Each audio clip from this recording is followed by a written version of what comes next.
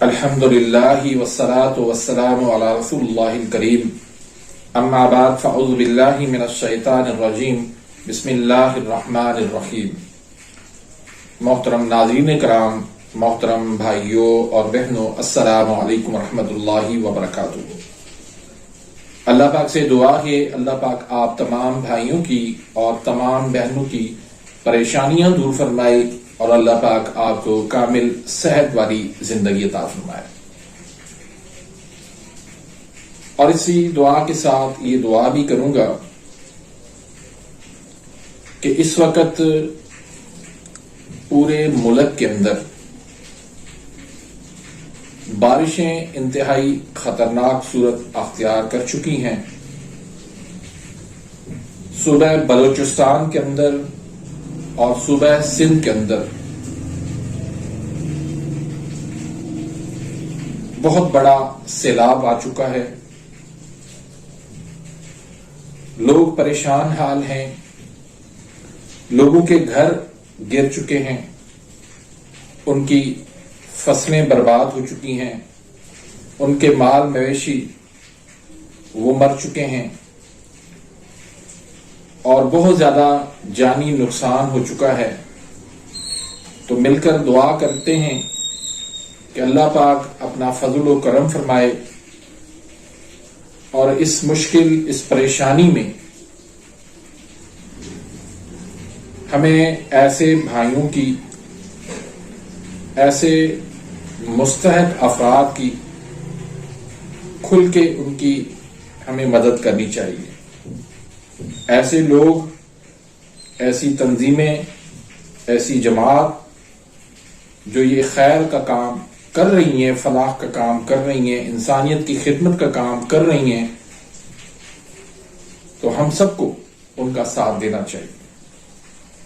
تو اب آتے ہیں ٹاپک کی طرف۔ ایزوسپرمیا، اسپرم کا زیرو ہو جانا، میڈیکل کے اندر، ایلوپیتھی کے اندر اس کا کوئی باقاعدہ علاج نہیں ہے۔ جب یہ کنڈیشن بن جاتی ہے تو ایلوپیتھی جواب دے دیتی ہے کہ نہیں، اس کا علاج اب ممکن نہیں ہے۔ لیکن حالانکہ دنیا کے اندر کوئی ایسا مرض نہیں ہے جس کا علاج نہ ہو، لیکن چونکہ ایلوپیتھی صرف مرض کو کنٹرول کرتی ہے، علاج نہیں کرتی، کنٹرول کرتی ہے۔ تو اب یہ ایزوسپرمیا کوئی ایسا مرض ہے نہیں جس کو کنٹرول کیا جائے، جس کو ادویات ان کو دے کے اور مرض کو اپنی لمٹ میں رکھا جائے، تو اس لیے وہ ہاتھ اٹھا دیتے ہیں کہ نہیں، اس کا علاج نہیں ہے۔ تو دیکھیں، اس کی جو بہت بڑی وجہ ہے ایزوسپرمیا کی، جو میرا نالج ہے، جو میری تحقیق ہے، جو میں نے اپنے تجربات سے اخذ کیا ہے، وہ یہ ہے کہ یہ جو مرض پیدا ہوتا ہے یہ زیادہ تر قلت منی کی وجہ سے ہوتا ہے۔ اور یہ کب ہوتا ہے؟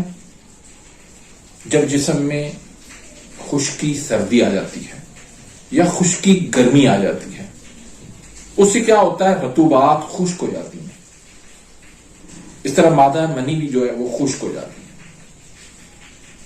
اس میں پھر اسپرم نہیں بن پاتے۔ جب منی پیدا ہی نہیں ہو رہی، مادہ منی پیدا نہیں ہو رہا، تو اسپرم کہاں سے پیدا ہوں گے؟ تو اس کا سب سے بڑا جو سبب ہے وہ تحریک عضلاتی اعصابی یا عضلاتی غدی، ان دو تحریکوں کے اندر دیکھا گیا ہے۔ اس کا حل کیا ہے؟ اس کی خشکی سردی والی ختم کریں یا اس کی خشکی گرمی والی ختم کریں، لیکن اس کی تشخیص درست ہونا اس کے لیے بہت ضروری ہے، ورنہ تکے سے ساری زندگی بھی علاج نہیں ہو سکے گا۔ تو اگر تحریک عضلاتی اعصابی ہو، آپ اس کے غدد ناقلہ کھول دیں، غدی اعصابی تحریک کی ادویات ان کو دیں گے تو اللہ کے فضل و کرم سے آہستہ آہستہ اس کے اسپرم جو ہے وہ بننا شروع ہو جائیں گے. لیکن اس میں ایک بات یاد رکھیے گا، اکسیر کے بغیر 5 نمبر کی ادویات بھی اکسیر کے بغیر ایسے مسئلے میں کامیاب نہیں ہو سکتی. اکسیر کا ہونا لازمی ہے. اگر تحریک عضلاتی غدی ہو، خشکی گرمی ہو، تو آپ اس کی رطوبات پیدا کرنے کی کوشش کریں. یعنی 6 نمبر کی ادویات دیں، اعصابی غدی تحریک کی، اس کی غذا دیں، اس کی آپ دوا دیں. اللہ کے فضل و کرم سے یہ مسئلہ آسانی سے حل ہو جائے گا. آپ اس کی قلت منی یعنی مادہ منی کا کم ہونا یہ اس کا دور کر دیں. ایسی غذائیں استعمال کروائیں جس سے جسم کے اندر یہ کمی پوری ہو جائے. تو انشاءاللہ اسپرم بھی جو ہے وہ آہستہ آہستہ بننا شروع ہو جائیں گے. یہ ایسے ہی ہوتا ہے جیسے موبائل کی بیٹری وہ بالکل ڈیڈ ہو جاتی ہے. اب اس کو اٹھانے کے لیے ٹائم لگتا ہے، اور اگر اس کا چارجر اچھے طریقے سے کام کرنے والا ہو، اچھے نسل کا ہو، اچھی کوالٹی کا ہو، تو ڈیڈ پڑی ہوئی بیٹری کو بھی اٹھا دیتا ہے. ہلکا چارجر اس کنڈیشن کے اندر کبھی بھی کام نہیں دے گا. تو بالکل اسی طرح سے ہلکی ادویات اس میں کام نہیں دیں گی. اس میں وہی ادویات کام آئیں گی جو اکسیر کا درجہ رکھتی ہیں. تو اس حوالے سے 5 نمبر اور 6 نمبر کی آپ مریض کو غذا استعمال کروائیں، اور اس کے ساتھ اگر عضلاتی اعصابی تحریک ہے تو 5 نمبر کے نسخہ جات استعمال کروائیں، اور اگر تحریک عضلاتی غدی ہے تو آپ 6 نمبر کی غذا اور ادویات استعمال کروائیں. وہ چارٹ کے اندر لکھا ہوا اس کو مزید جو ہے وہ بیان کرنے کی ضرورت میرے خیال میں نہیں ہے. تو اس چارٹ میں سے 5 نمبر اور 6 نمبر جو رطوبات پیدا کرنے والی غذائیں ہیں وہ آپ استعمال کروائیں. تحریک کے حساب سے تشخیص درست ہونا لازمی ہے. اگر 2 نمبر تحریک ہے اس کا آپ 6 نمبر میں علاج کریں گے ناکام ہو جائے گا. اگر 3 نمبر تحریک ہے اس کا 5 نمبر میں علاج کریں گے ناکام ہو جائے گا. تو آپ تحریک کو دیکھتے ہوئے اچھی طریقے سے تشخیص کریں، اس کے بعد اس کا علاج کریں.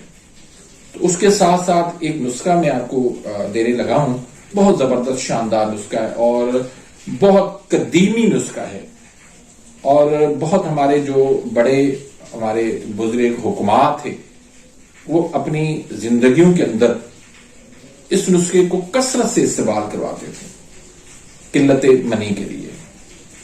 اور پھر اس مسئلے میں ایزوسپرمیا کے مسئلے میں بھی بہت شاندار اس کے رزلٹ ہیں. تو اس نسخے کے آپ اجزاء سن لیں. اس نسخے کے اجزاء بتانے سے پہلے یاد رکھیے گا کہ یہ چیزیں ایسی ہیں، یہ خالص ہونا بہت ضروری ہے، اور خالص بہت کم ملتی ہیں. بہت 2 نمبری ہے مارکیٹ کے اندر ان چیزوں کے حوالے سے، مہنگی بھی ہیں اور 2 نمبری بھی اس میں بولا. تو ایک جو قابل مہارت رکھتا ہو طب کے حوالے سے وہی اس کو خریدے. عام بندے کو پتہ نہیں چلے گا کہ اس میں 1 نمبر کون سی چیز ہے، 2 نمبر کون سی چیز ہے.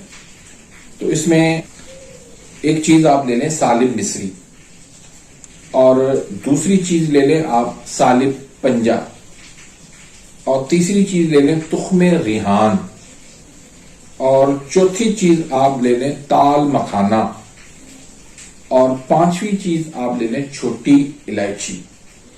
یہ چاروں ہم وزن لے لیں. آپ اس کے تقریباً 100 گرام لے لیں.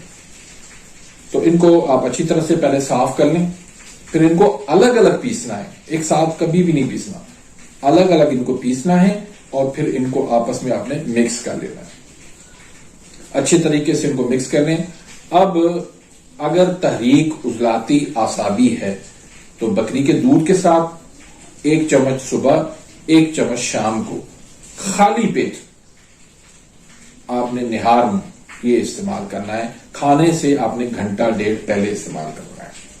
اور اگر تحریک عضلاتی غدی ہے، خشکی گرمی ہے جسم کے اندر، اب ایسے تکے نہیں لگانے کہ ہاں میرے اندر جو خشکی گرمی، نہیں، پہلے اچھے طریقے سے تشخیص کرنی ہے.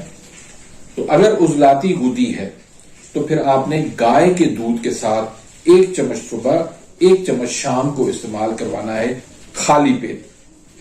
کھانے سے 1 گھنٹہ ڈیڑھ گھنٹہ پہلے استعمال کرنا ہے. تو انشاءاللہ آپ مہینہ، ڈیڑھ مہینہ، 2 مہینے تک آپ اس کو استعمال کریں. اللہ کے فضل کرم سے اس کے بعد جا کے آپ رزلٹ دیکھیں، ٹیسٹ کروائیں. تو مجھے قوی امید ہے کہ انشاءاللہ ایزو اسپرمیا نہیں ہوگا. اسپرم جو ہے وہ آ چکے ہوں گے اور علت منی کا جو مسئلہ ہے وہ بھی اب نہیں رہا ہوگا. اس میں بھی وافر مقدار میں مادہ منی پیدا ہو چکا ہوگا. تو امید کرتا ہوں کہ آج کی اس ویڈیو سے آپ مستفید ہوئے ہوں گے. ملتے ہیں انشاءاللہ نیکسٹ ویڈیو میں، تب تک کے لیے اجازت، اللہ حافظ.